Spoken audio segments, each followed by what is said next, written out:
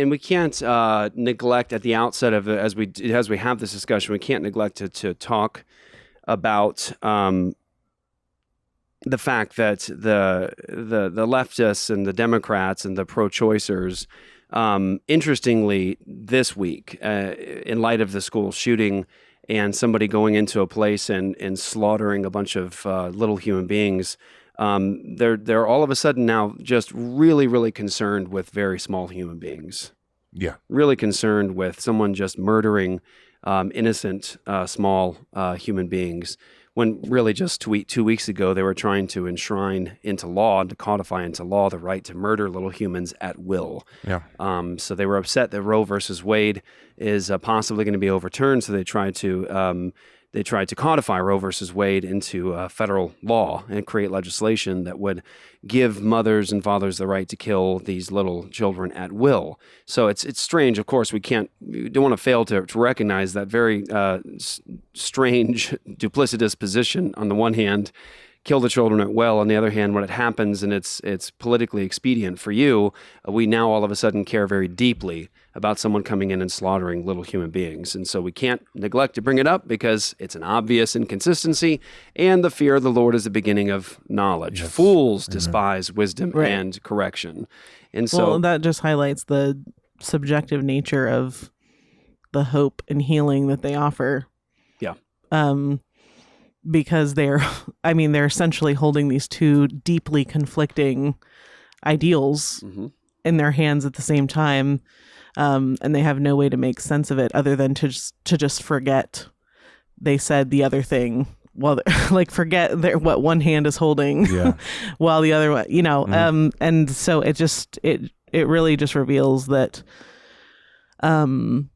their assessment of the issue is incomplete, and therefore their prescription for hope and healing is also going to be incomplete as well. Yeah, they can't make sense of what they're seeing. They can't make sense of their own worldview and their system. And they're internally incoherent. And you can speak and speak and speak and speak and speak as much as you want to them about their inconsistencies, and they won't ultimately be able to see it until there's a fear of the Lord. Right. Until there is reverent submission and awe before God, they'll never understand. They'll never know.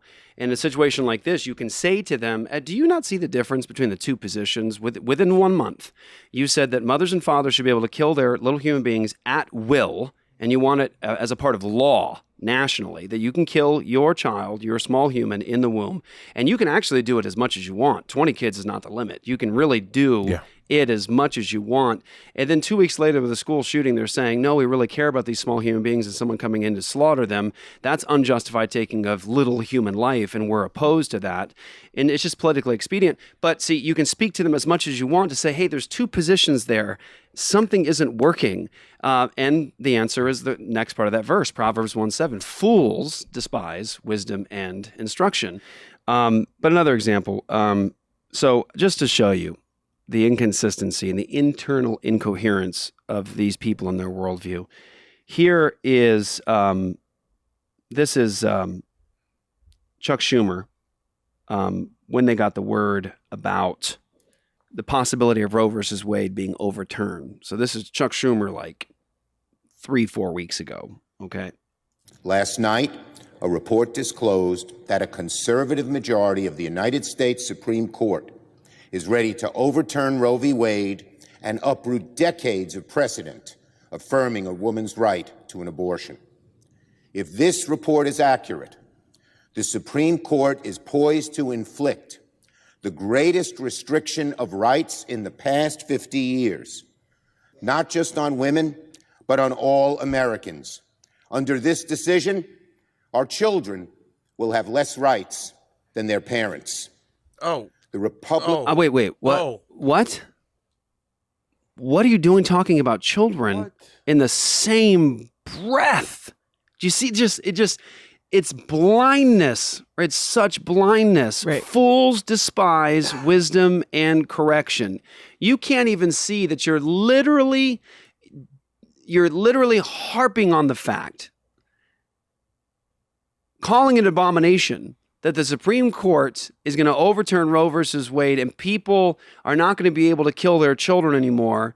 And man, our children are going to grow up in a nation with less rights than we have. Wait, you said you want the children to be able to be slaughtered, but now you're worried about the children that are going to have less rights. Like, it's in the same breath. You're like 10 seconds between spots.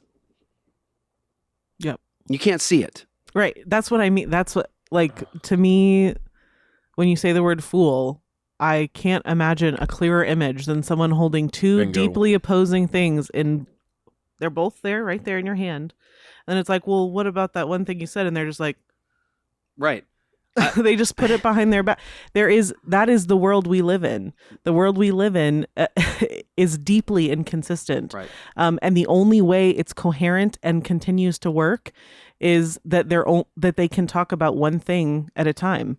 That 2 weeks ago they can talk about this one thing, and now they can talk about this thing. Mm-hmm. But there has to be some level of consistency. Someone has to push and press on this and say, "Hey, I still see you holding those two things. How are you holding them both?" Right. Like I saw you put it behind your back. Like, but we're not doing that. Well, you just mentioned like in this week he says this, and then 2 weeks later he says this. But in this video, he hadn't even. I don't even think he got a chance to catch his breath yet between sentences. Yes. Right. When he said it wasn't 2 weeks apart. Even. Right. It is that, but in this moment, it was like he didn't have a chance to catch his breath before he went and totally contradicted himself. On the one hand, kill the children. On the other hand, man, we got to protect these children's rights. Which is it? Yeah. Which is it? Kill the children or protect their rights? Like, on the one hand, you want to give an emotional appeal to all these children and their rights and these children who are dying. But boy, we really need to protect the right for parents to kill their children. We really want them to continue dying. It's amazing because I've only played on the screen 36 seconds. 36 seconds. He said that in 36 seconds. He really did. But this was a couple of weeks ago. He calls the overturning of Roe versus Wade an abomination. That he calls it an abomination.